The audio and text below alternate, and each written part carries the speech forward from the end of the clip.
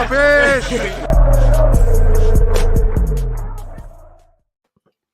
Good evening, lovely people. Hope you're well and welcome back to a live match preview. And it is a massive, massive game. Tottenham Hotspur versus Liverpool. So it's only right we went and got two of the best Tottenham supporters that we know. Henry Wright and George. Gents, how are you guys doing this evening? Very, very well, thank you. How are you lot doing? I'm good, mate. I'm good. We're all in good moods. Both teams are winning. You're flying, we're flying. Both teams are doing well, so could be a tough game. I'm not gonna lie, it's gonna be a tough game. Mm-hmm. Always is. I don't know what's more dangerous: a happy, smiling George because Tottenham are doing well, or an arrogant Gooner Lee. I don't know which one's worse. Oh, come on! I think we know what's worse there. Yeah, it's definitely the latter. No, but George is dangerous when Tottenham are doing well and winning. Like we've seen it. He's dangerous. So no, mine's more on a sly. Like when you look at the sly digs every now and then when I'm in a good mood. But it's against us though. I don't begrudge Tottenham winning anything. Yeah, same. I feel about Arsenal. You know what the relationship's like. Really. And this weekend just means war now. Until next week, then we can carry on again. Yeah. I think there's only 2 times a season I hate Tottenham, and it's just the 2 games we played in. Probably, yeah. Well, yeah. Apart from in Champions Leagues and stuff like that as well.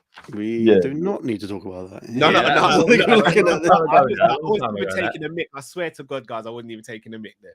I promise. But Drift, how are you? How are you feeling going into this game? Because I'm nervous. Yeah, do you know what? I think I'm more nervous about what I need this season to be being true or false rather than I am worried about Tottenham, if that makes sense. Because this game is a massive test. And if we come through this test, then I know we might actually be on track for what my heart was telling me. If we lose, then it might be a bit of a reality check, and let's see where we can. Because remember, we got Brighton next as well, so this is 2 games in a row that could either make or break our quote unquote challenge for the title, and are we back and all that kind of stuff. So yeah, like if we come out of these 2 games, if we go into the international break with full points, we are 100% in the title race. Like nobody could say anything from that moment forward. You beat Tottenham and you beat Brighton going into that break, then Arsenal, Man City, the only test left. So yeah, it'll be tricky one, isn't it? So United, nothing. United, no test. I mean, we could lose to Man United based on the rivalry, but it's not a test. And I'm not even saying that in a shady way. Like unless they've got way better form by the time we played it. Listen, we managed to beat them this time around as well. So if you don't, there's problems there still with the way Man United are moving right now. Anything can change by the time we play them, but currently, I wouldn't be that worried about Man United outside of it just being a rivalry, so they could be up for it on the day or whatever.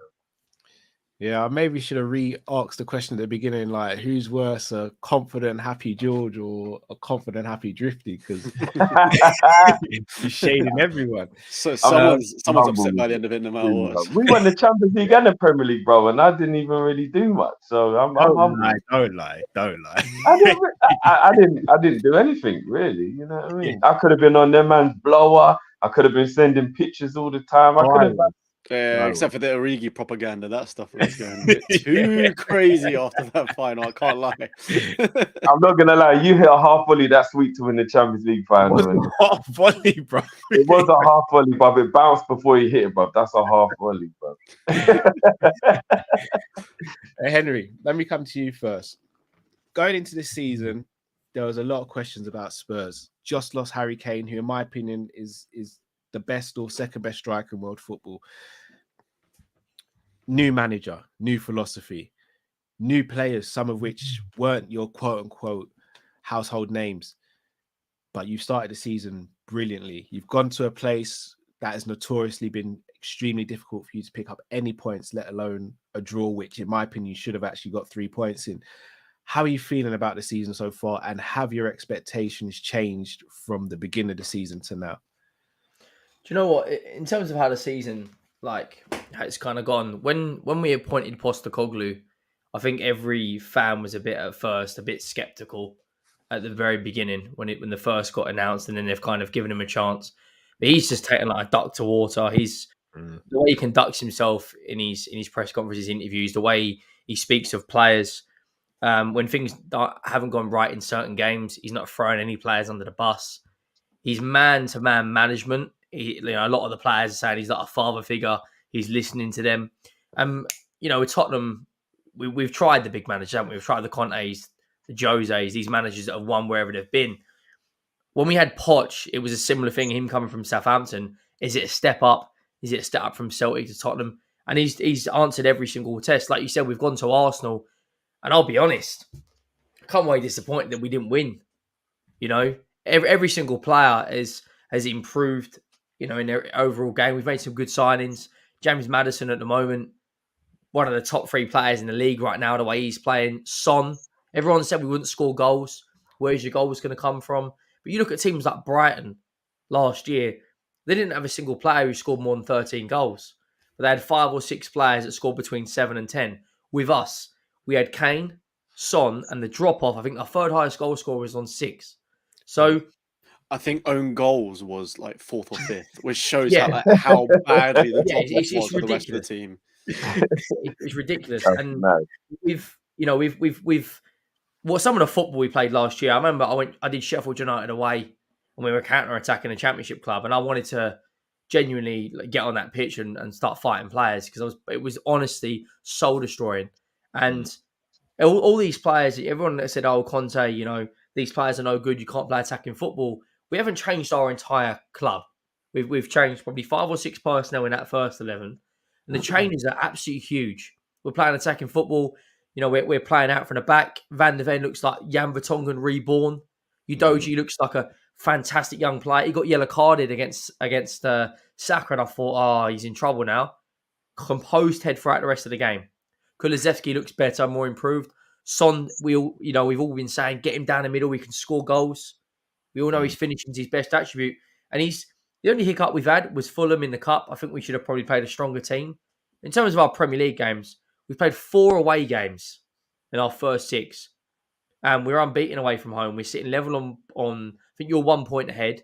We're on the same amount of goals. And I think you have probably got the best attacking force in the league. I think your attackers are a quality. And we've really done well. The only problem is, if we get an injury to that first 11, I don't feel that the quality is there. If we get an injury to Maddison, I feel like Lo Celso is a bit hit or miss. If we get an injury to Van der Ven or Romero, we're talking about bringing Eric Dyer or Davies back in.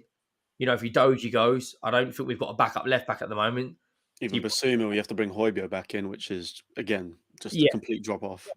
He's scary. Whereas, if you get an injury to Jota or Nunes, you can bring in, Gakpo comes back in, or another player comes back in. With us, the 11's very good, but the drop-off is a little bit scary. That's why we need to, if we do sell Højbjerg, we need to go in and get a few players in January. But in terms of the way we're playing football, I'm obviously a little bit biased, but I'm saying we're probably one of the best teams to watch in the league right now.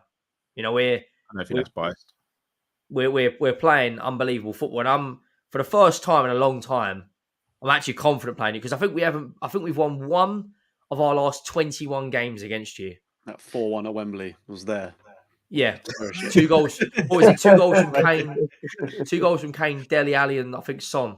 Yeah, and that was at Wembley. That was really the days I love in the game, though. Really.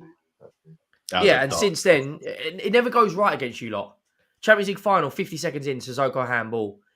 Bergwijn at Anfield hits the post and misses a sitter. Eric Dyer leaves Firmino in the last minute in the box. You get a winner. Last season, Van Dijk pulled off a masterclass leaving Sissoko to shoot and there you go. Last year, little things like that. Diaz deflected goal. We're 1-0 up. It never. I don't want to say you're a bogey team because you are one of the biggest clubs in the world. But whenever we play Liverpool Football Club, there's this curse. Like we could win 10 games in a row and then it just completely falls apart playing you lot. And Salah, we all know he's getting his goal. He'll score. And it's just... You know what? I feel the same way about you lot. I'm going to say, yes, you can't do it. If you take Tottenham in isolation, you stopped us winning the league twice. When you got the 2-2 draw at Anfield, when Kane scored the penalty in the last couple of minutes after that, Salah, unbelievable We goal. weren't going for the league that season, Drew. No, we were, bro. That was the year when we won the Champions League, wasn't it? That was 17-18. We weren't going for the league that season. I think you finished below us, didn't you? We finished third, you finished fourth. We won the Champions League. 18-19, we beat them 2-1. Salah headed it down. I think Alderweireld scored no goal from it. Yeah, that's what I mean. Another thing there. See what I mean? It never goes for us. Okay, fair enough. Well, you definitely stopped us winning the quadruple 2 seasons ago.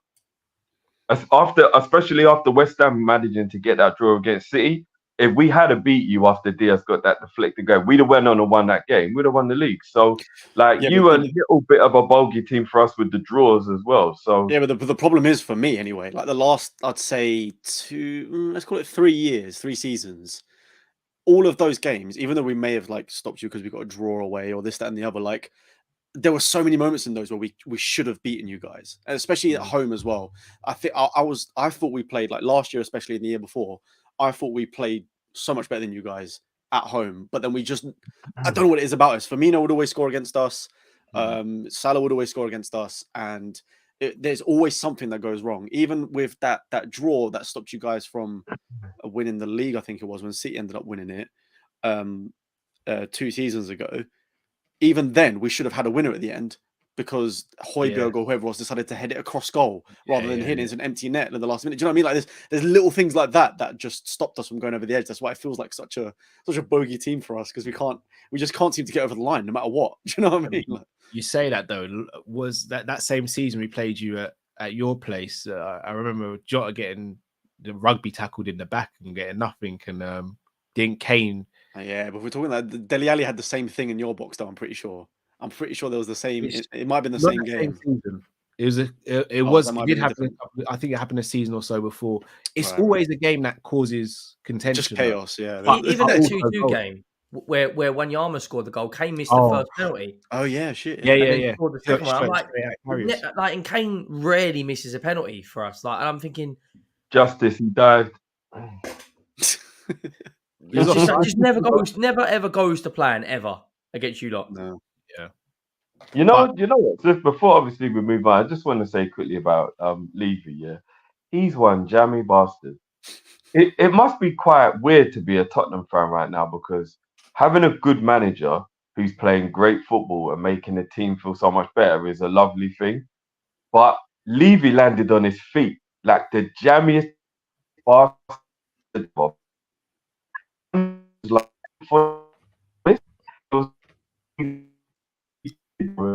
Levy so powerful, he's destroyed. In it, he's got the plug, literally. Levy, you're back now. Levy just heard his name and said, "Shut it down, bro." He's got a VPN that pulls. You see what I'm saying? But yeah, fair. I don't know how much you heard, but yeah, Ange was 10th on his list. He didn't really want Ange, and if I'm being honest with you, he's probably the best manager they could have got, regardless of who the other people were that rejected them or whatever, because he just suits the culture of the team. It might change at some point in the near future, but right now he feels like what Klopp felt like for Liverpool, like somebody who just gets it, somebody who brings the vibe back, somebody who brings the culture and the family feeling and the togetherness back. And then you know what? Coming in big manager and then upsetting to play for you and Marino Conte did. So I don't know, man. I think it must be quite hard to be a Tottenham fan because you love the football, you love the manager, but you hate that Levy's landed on his feet and he's almost gotten away with all the stupidness he's done for God knows how many months. So it must be a weird feeling. It happens time and time again. There always seems to be another chance, doesn't it? So yeah, he's like a cat with 9 lives, isn't it? Yeah, and he bought them all. Bissouma. Last season, he was just treated like trash by Conte, and me and Drift, massive fans of him. We're sitting there going, "It's weird what's going on there. How is he not playing?" I remember, was it pre-season? Conte had you guys running up and down the field, and the only person that wasn't thrown up or killed over was Bissouma. And then I think he started the season well, and then we just didn't see him again. And we were like, "Oh, I wonder if he's injured," but he just wasn't playing him. Seeing him this season now, George, I'll come to you on this one. I'm not going to say he's a revelation because I think a lot of people knew how good he was. But has he changed the whole dynamic of your team? And is he now the most important person? Not necessarily the best player in your team, but the most important player in your team right now? He's definitely one of the most important players. He makes the whole thing tick, man, especially with the way we have to play now. Like, the thing is, I think under Conte, especially with the way Conte plays, you know, it's only two midfielders. A lot of it is based on the wing backs. So all it is just like sort of sideways passing to the wing backs and they create the chances. In hindsight, Bissouma just doesn't suit that at all and doesn't do exactly what Conte would want to do. He's definitely more of a player that loves to drive forward through the middle. And we saw that at Brighton beforehand. They had a three-man midfield and he would pick up the ball somewhere like between the defense and the other midfielders and he would drive the ball forward. He's one of the most press-resistant players in the Premier League. Like, we saw that clip against Arsenal. The guy just spins any single player. Like, dare I say, it's very Dembele-esque. It doesn't seem like it's easy to get the ball off of him at all. So you sort of need that in midfield, especially with the way we're playing. We're playing such a high line. Other teams are going to try and press us as well. We need midfielders in there that are not scared to be on the ball, and he is perfect for that. I think all of our midfielders are like that. Sarr is brilliant as well for a 20-year-old. Playing in that same sort of way, and even then being asked to play a lot more further forward than he has done before, especially under Conte. And I think he's another gem in the team that's thriving. Yeah, literally. So the team's exciting at the moment, man. Bissouma's definitely one of them. Henry, I'll come back to you then. Before we go into the match prediction and potential squad lineups, etc. What's your expectation? If I was to say, what constitutes a good season for Spurs if we're sitting here in May? What would that be? Hypothetically, if we can go till January without any injuries, which is a big ask, and we get in 2 or 3 bodies, a defender, an attacking midfielder, and maybe a number 9 if you want to push the boat out, I think we can get back in that Champions League. I think the top 3 is City, and then I think it's you and Arsenal are going to push City all the way. Now, there's 5 teams that can get in the Champions League this year. Man United, for me, are an absolute turmoil. I don't care if they beat Crystal Palace and Bruno Fernandes got a volley against Burnley. There's a lot of problems in that dressing room. Yeah. Our old boy Poch, it's only taken them 27 days to get 1 goal this month. They're in big bother. And I think if they get rid of him, who are they going to get? I look around and go, it's them 3, and then we can get that 4th spot. And if we get back into Champions League after our first year with a new manager, a new players, new philosophy, and we get that extra money and we build, I think getting a Champions League this year will be a fantastic achievement for us. And I think that's what we need to aim for and do. But on the flip side, if we get a big injury to, Bissouma or Maddison or Van der Ven, and we don't get the cover that we need, it could be anywhere between 4th and 7th we could finish. I think we're the manager's good enough to see us out results. We've got this kind of this no die attitude. Like we're playing to the final whistle, like Sheffield United. That's under Conte. 85th minute, the game's done.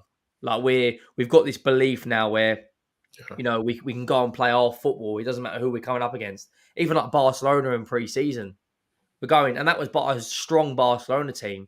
We're going neck and neck with them. We've just gone to the Emirates and come away thinking we should have won that. If we can beat you, I'll be like, right, okay, yeah, he's serious. He's broken all the curses, man. If he does that, then he's serious.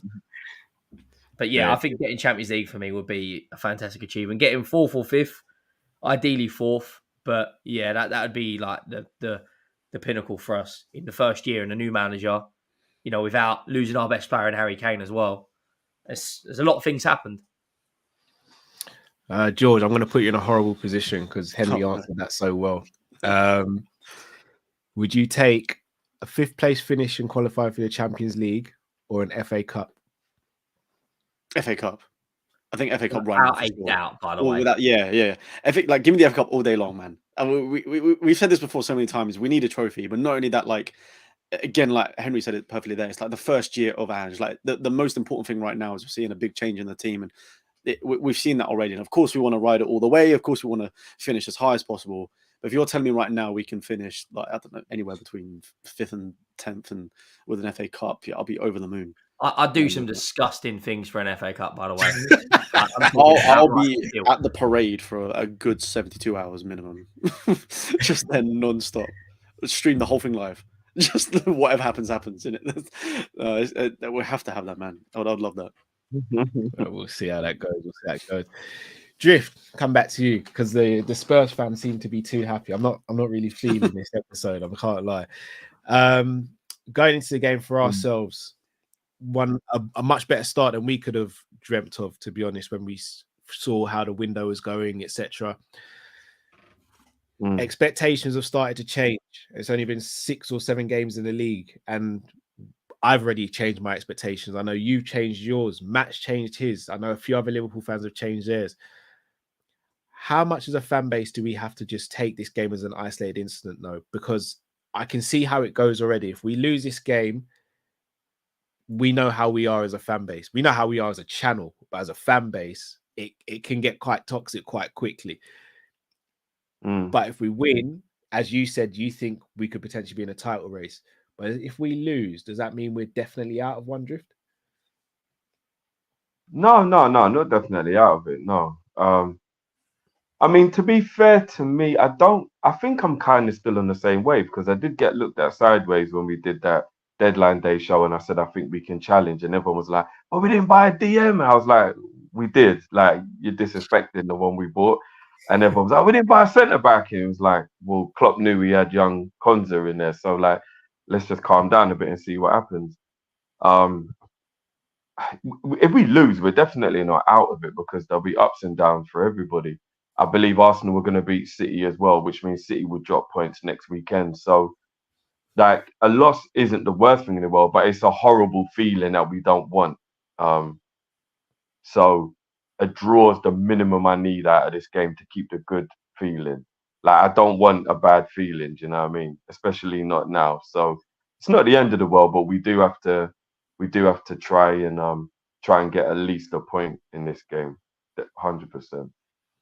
Agree. People in the comments, if you haven't already, do smash the like button, but also make sure you go and subscribe to Henry Wright TV and George's channel as well. Doing some great content on both platforms, so make sure you go and support the boys.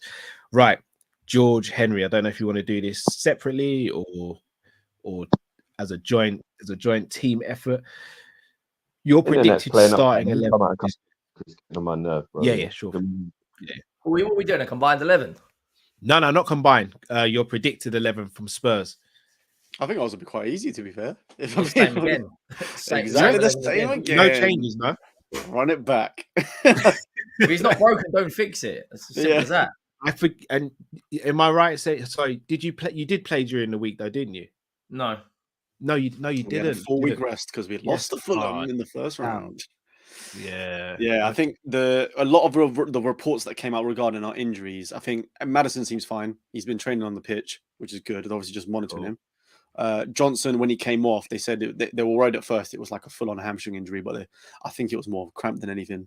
He just sort of came off as a precaution, and I'm pretty sure he's been training on the pitch, so he's calm. So I think we're, apart from the known injuries like your Bentancurs and whatnot, I think we're sweet to sort of play the same team. I don't see why he would change that, especially because you guys play like the high line the way you do. You like to get forward a bit. I think it's made for Sonny, and Sonny's done well against you guys before. I think there was a game we played at home 2 or 3 seasons ago where we had, I think it was on a Conte because it was 3 at the back, but we played Son and Kane as strikers rather than Son left wing, and that seemed to work really, really well. So I think having Son again as striker is going to be key, rather than trying to bring in Richarlison. Just, Richarlison could come off the bench. Hopefully he gets his little Evertonian in his heart, come back out again. And he's the one player I cannot stand in your squad. See, I tell you, if he comes on and scores an 89th minute winner, shirt off, coming off. No offside, just shirt off. My God, the things I'd feel. So just to clarify then, so you're going Vicario in goal, Porro, Romero, Van der Ven, and Udogie. Mm-hmm. Sarr, Bissouma, Kulusevski, Maddison, Johnson, and Son. I think so, yeah. I think that'll be the team. The only change you'd make is if Johnson isn't fully fit, you probably bring in Solomon. But like, if they're all fit, you play them all. Yeah, especially with how quick Johnson is as well. The guy is absolutely rapid. To have him go at your fullbacks will be especially because Trent's still out, isn't he? Yeah, he's not. So who would you have shrewd at right? signing that is Johnson, by the way. Shrewd signing that. I wasn't really sold on it at first, to be honest with you, just because again it was a lot of money for him. We should have bought a centre back. Like looking back on it, if we spent 50 million on a centre back, we had quite a lot of forwards. It did also sort of feel like we had to just meet a homegrown quota because we were sort of struggling with that a little bit. That's why most of our later signings were pretty much all English, or at least whatever Canada homegrown. But one team addressed the homegrown issue in their team. So. Just about. We left until deadline day, but just about.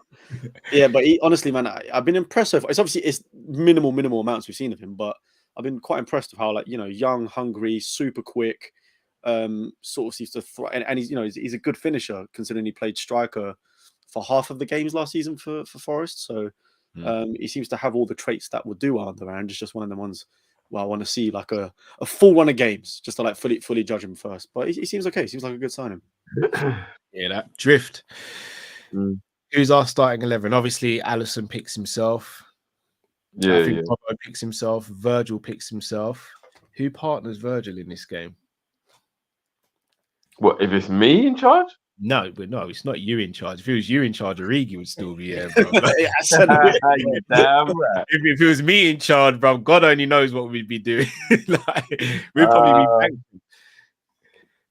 All right. What we've got to mainly do is we've got to try and make sure that we stop Bissouma from playing. Bissouma's the key. It's mad as well, isn't it? Because Caicedo is a special player, and if we'd have got him, I'd have been over the moon. But it is mad that he is the Bissouma understudy, and that was the guy that replaced Bissouma at Brighton. So the whole point is Bissouma is the real G out of the two of them, innit? And I hate the fact that he's at Spurs because that means he's not available. But obviously I'm glad he's at Spurs because it's better than he was at Arsenal, Man United, or Man City. And he's the key. He really is the key. Like, based on form and ability, Rodri maybe is the only midfielder better than him. So we really have to make sure that we shut him down. And then if we could shut him down, then that's the key to winning the game. So I think the midfield is really important for this one. I'm going Joey at right back. And I'm going... It's mad, you know. I want to play Konza. Ooh. Yeah, I don't have a problem with it being Ibu at all. Wait, is there something wrong with your Wi-Fi again? I think you must have said Konate. Yeah.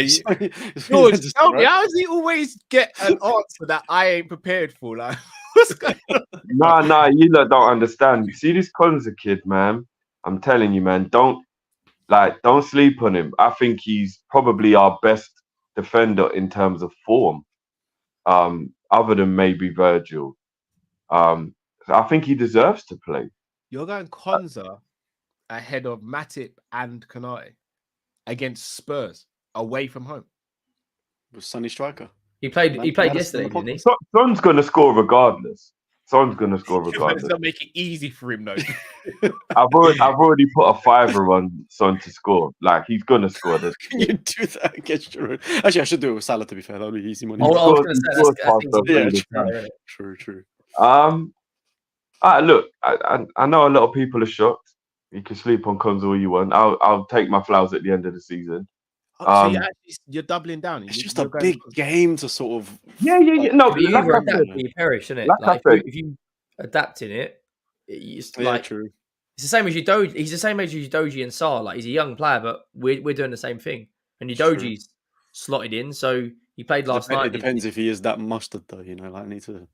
I don't know much about him. People said he shouldn't have come in against Newcastle, played well to see the game out. People have said he shouldn't have started against Aston Villa, or they're worried against Aston Villa, and he was brilliant. He was the best player on the pitch, if I'm not mistaken, Cal. I mean, like, he was amazing against Villa. No, he wasn't the best man on the pitch against Villa. You're thinking of who's the game after that? It wasn't Villa though. Villa we smashed. We beat them 3-0. Was it? No, it was Villa, wasn't it? When he was excellent He didn't against play Villa. I'm pretty sure he didn't play against Villa. So who was the game then? Would it have been Wolves? Are you sure it wasn't Villa? Because it was at Anfield. No, Wolves. Villa. Sorry, the Villa game was when Szoboszlai scored like after a ricochet from a corner. He's a player, by the way. That's Szoboszlai. Serious. Well, regardless of what it Still is, taking I Madison. think he deserves to play. But if you lot want to play Ibu, play Ibu. I'm fine with that as well. I love Ibu. I hope it's Matip. I can't lie. that's I think Matip's the least likely to play just based on the fact that you have so much pace in your attack. So I think, but that's the thing. I think Konza can keep up, but it probably will be Ibu. It'll be Ibu or Bird most likely. But remember, here's the mad thing: Ibu played the whole game against Leicester. That's what I've got a slight feeling that's because he ain't going to play the Tottenham game. I think it's going to be Matip. Do you think it will be Matip? Yeah. Yeah, I mean, Matip's been in brilliant form, but with the pace of Son, That's curtains. it would be a little bit of a worry because he's our slowest centre back. But he's also our most intelligent, barring Virgil as well, though. Yeah, I hear that. And look, we're in a very good privileged position at the moment where, based on form, I don't think any of the players who play is a bad thing, and that's good. It's a nice place to be in. So whoever plays, innit? I'd probably go. So distraught by that. Klopp cut him off this time. Nah, so the cons are haters, bro. But it's all right. So who would you go in midfield then? Is it just the midfield that is it Jones, McAllister, and Szoboszlai, you reckon? Yeah, it's probably the midfield that's got the best chemistry so far, isn't it? Cool. I can't lie to you, man. That midfield doesn't frighten me at all in terms of like the overall midfield, especially when I'm comparing to how well ours is gelling right now. I feel like that's probably been the better of that. Good. No, I think that combo. You lot don't sleep on George. What do you mean, man? No one believes me. I'm just being honest, man. Don't get me wrong. As individual players, I think they're good. Like I think it's almost like Henry said, is a quality player. But he ain't no Madison, is he? Like, but it's just look at it. Here we go. It's just if you combine. You gotta love Spurs with chest. You gotta love it.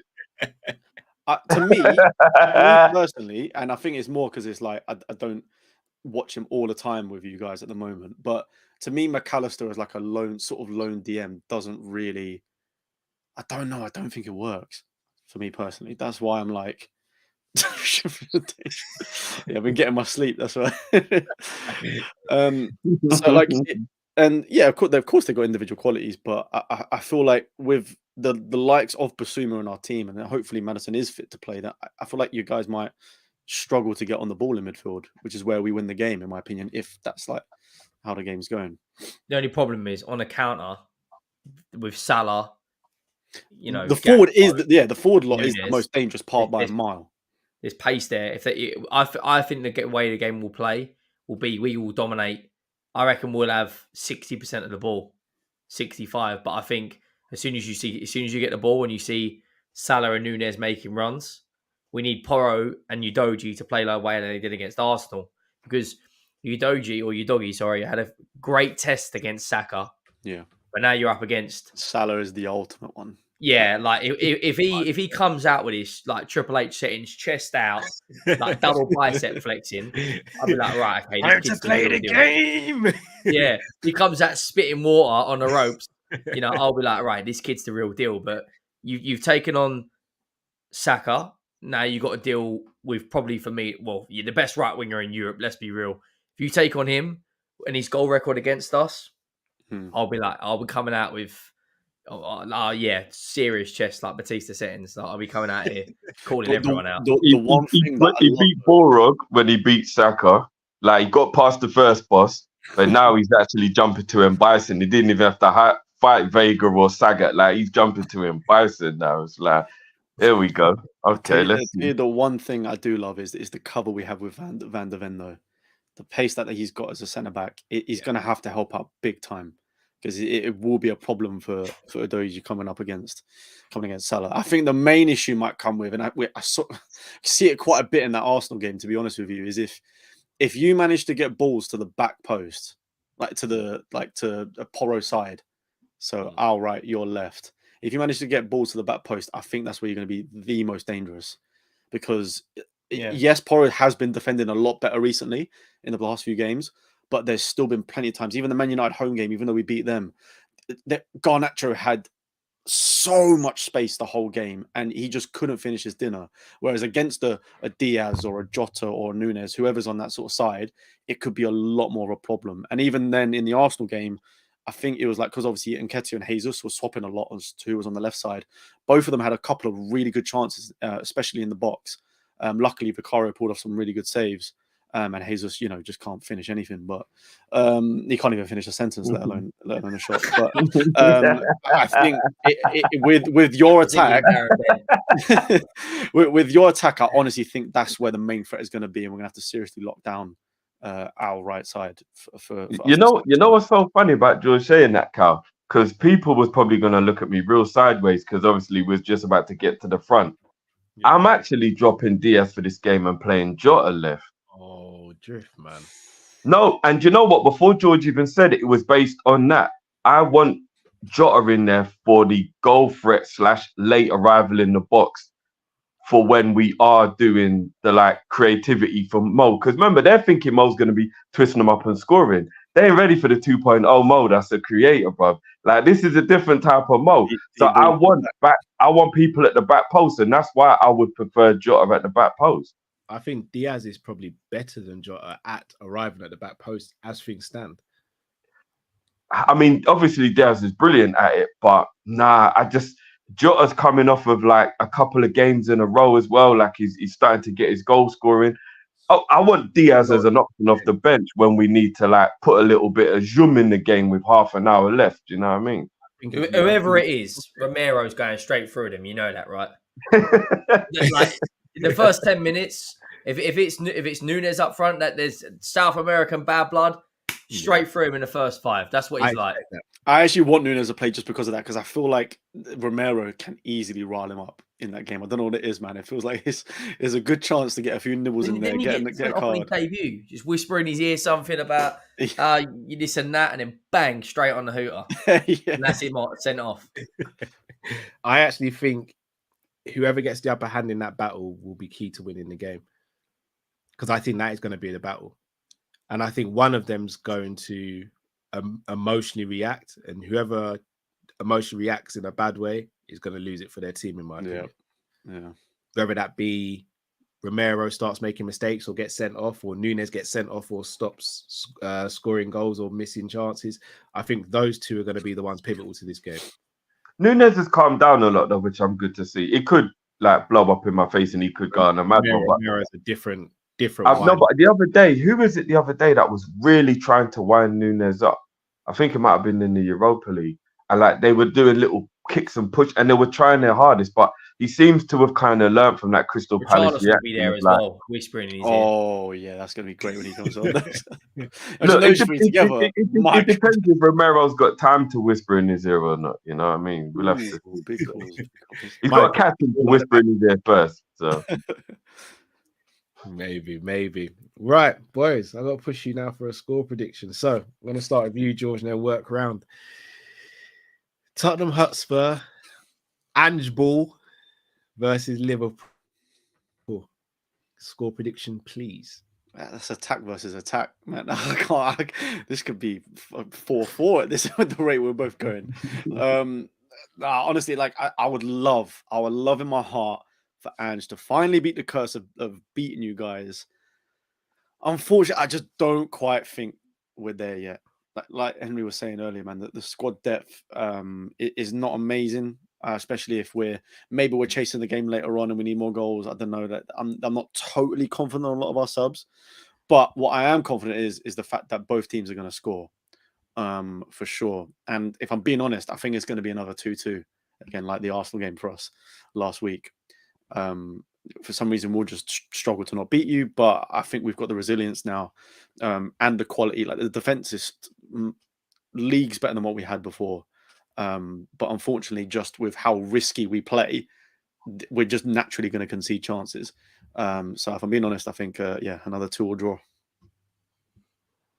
Henry. Letting the side down there, George. I know, I'm sorry, man. I'm sorry. I really want to go. I've been chest out for a lot of this, but We're coming out here like evolution. Now you run away like Mysterio over here. no, man. I know what's going to happen. I'm going to be confident, and then there's going to be me screaming and like, "It's happened again!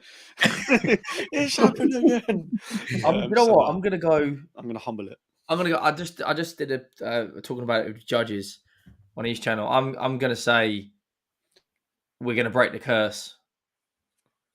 I'm going to go 3-2. I reckon you'll go 1-0 up as well. That thing I definitely would agree on. Them going 1-0 up. I think you'll go 1-0 Have you been watching us this season? Yeah. Have you watched us in any game? Aston Villa's the only team we've gone 1-0 up against. Nah, Chelsea as well.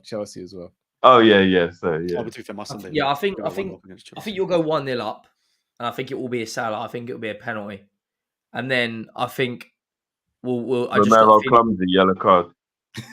Yeah, I think I probably will be someone like Romero gives away the penalty, and then I think we'll get a grip into the game because we'll be chasing it. But I think it's going to be 3-2. There's going to be a lot of goals, and I think we finally break the curse. What I don't want to happen is, though, if we do beat you, boots on the ground. We're not in a title race. Let's not get carried away. We're not going to win the Champions League this season. We're not even in the Champions League.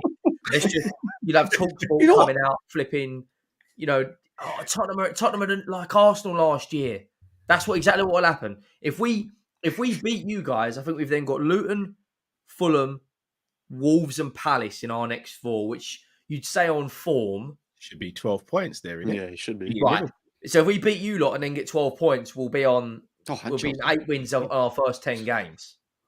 No, but you are in a title race if you get 8 wins in 10. 100%. Yeah, but at the same time, you take a few... Batista.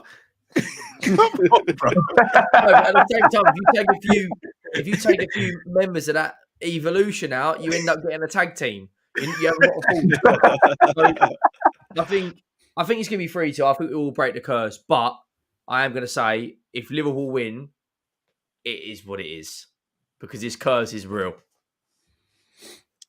I mean, based on the next 4 games that you have, you can kind of allow us these 3 points, really, and then just go and get I'm not allowing anyone any points. I'll be flipping clotheslining people like Prime JBL if we lose that game. I'm not gonna lie, that was a serious clothesline, boy. I give you a haircut, mate. You eat that hard. Yeah, I wouldn't even let him do it, even though I know we're supposed to. Be like, no. He's finishing me with some other move. He's not doing that clothesline on me. No bloody way. Madness. Drift, what are you saying? I'd love to just really stick my chest out and be like 4-0 or some madness like that. Say the chest. Give some of the. It's away from home. And Tottenham at home are a very good team, even though we got a good record against them. They're just a good home team. So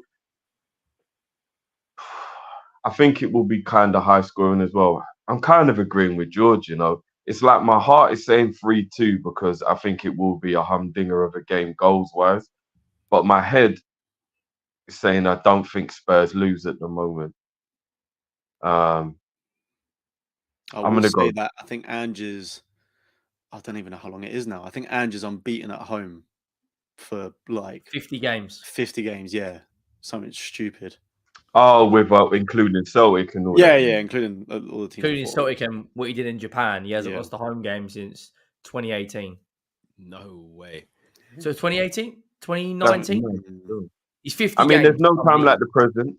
You know what I mean? Klopp likes to break a record. You're not coming and breaking that. Like we've done 50 games, leave us be. Let's City finally get their win at our ground, not you lot. Yeah, hold on. No. Wait. You get that win over City. Don't you do that now.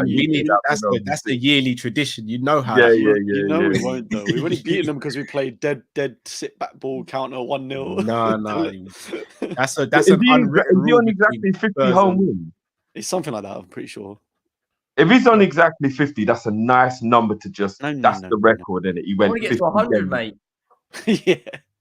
51 sounds weird. Let it 50. We want to be home centurions, mate. That's what we want to be. That's what... They put that in your trophy cabinet. Yeah. Ange's a Liverpool supporter, ain't he? He is indeed.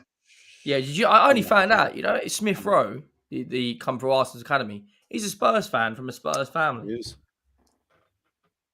He is He's indeed. No, I take it, long enough and loud enough. You never know. He might just get those hairs stand on the back of your neck, and he might just go, "God, let's let him have it."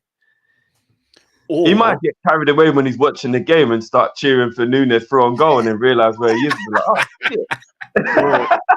or yeah, then out of nowhere you see Romero coming in like that clothesline and out he goes. yeah. Claymore kick. Or he just says, this is what you could have had. You should have left Klopp at the right time. Or what we could have when Klopp decides to hang it up. No, don't be silly. I'm hearing that Man City are thinking about having him when Pep goes. No, don't be silly. Enjoy it while it lasts, boys. We'll win the league like 3 times by then anyway. So. No, I'm going to go 2-2 though. I'm going to go 2-2. My heart is saying 3-2 Liverpool, but my head is saying it's going to be a draw. I'm actually going 3-3. I think it's going to be a very 3-3. Yeah, so I'm the only one on here that's actually predicting a win. No, come on, we're going to win 4-2. Let's go. Come on, let's do this. Hat-trick again. 3-3. Van de Ven get his first goal, especially because you guys should have bought him and you didn't. So. We tend to always score at least 3 goals in a game at the moment, but we haven't come up against a team that's as good as attacking wise as you guys. So, and we've not been as good defensively as I'd have wanted us to be. So I think 3-3. I think our best bet to win this game is we've got to really, really go at you guys early. Yeah. If we can like really derail your defense from the get-go and sort of make them lose confidence early on, like if it is Joe Gomez right back and that sort of stuff, if we can really capitalize on that, I think we've got a really good chance of winning. But yeah, we can't concede first. I know we do well. We got the most points from losing positions, but we just can't be doing that in our home match. We need to get the confidence flowing early doors. That's what's really weird about this game. I actually think it's Liverpool 1, Tottenham 2 for goals, so for points from a losing position, right? No, I think Spurs are top now because we beat West Ham, but we scored first in that game. Oh, yeah. Okay. And then they went behind against Arsenal, so even the up. Yeah. Well, yeah, whichever one. It's the battle of the who likes to, both teams might be like, here, have a goal first. Yeah. Like, go on. You know what? Imagine this. It'll be some mad 0-0. We're both like, you got. It won't be 0-0. Neither defense at the moment is strong enough to not go through a 0-0 with the amount of great attacking players on display. I just think it's impossible. Yeah. I say that now, and it probably no. But you know what? Funny you say that. Even though both teams have been letting the opposition score first, I actually still think they're 2 of the top 3 or 4 defenses in the league in terms of numbers of goals conceded, though, right? Probably. I think so. We've had a few clean sheets. You've conceded 5, and we've conceded 7. Something like that. So both teams must be in the top 3 or 4 for goals conceded. Yeah. So they're still pretty good defenses, even though there's this weird thing where they get in a goal first. But it's not like either defense is bad. So I don't know, maybe it's a slight myth that the defenses aren't good just because we keep letting in that goal. If there's 17 or 16 other teams who've let in more goals, but it's just that letting the opposition score first thing. That's the weird bit. It's going to be interesting. I see that Bob's comment about Spurs system will suit us. ... I heard a lot of that last week as well from certain Arsenal fans. We're not Arsenal fans. Just be careful. Be careful. We're better than They've got certain players who go missing in big games, but no one talks about it. True. Shots fired.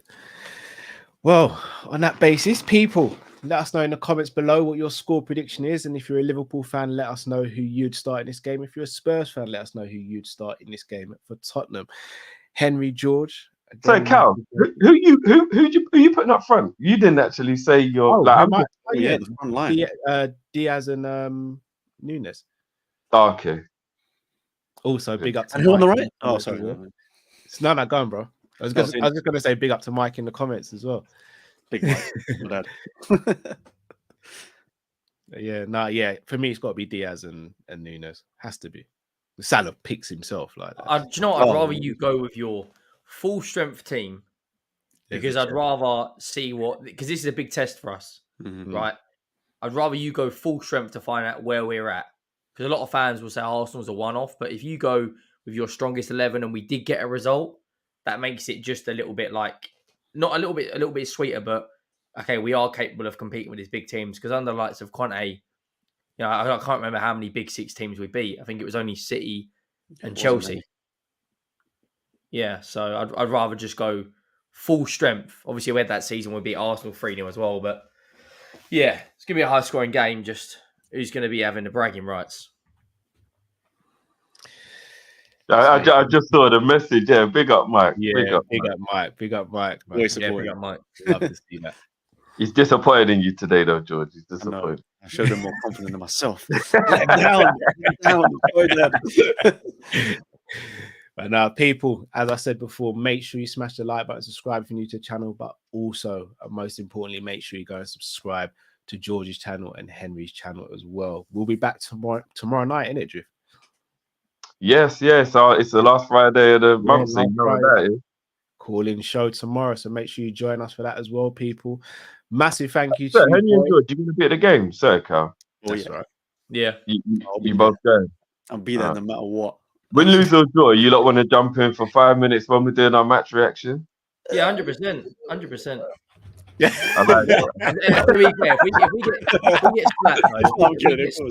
If we get slapped, I might just be, just a bit like. If it's a 4-0 loss, I might have to secure up a date night conveniently. Oh yeah, I remember you did a couple of those during the Prem show. What are you talking about? I never win this. Oh to God, please. No, blessings to you guys. Much appreciate you both for doing this. People, until we see you tomorrow, have a great rest of the night. Have a great tomorrow on Friday. Stay safe, stay blessed. We're Kopish from out, people. Take care. Peace.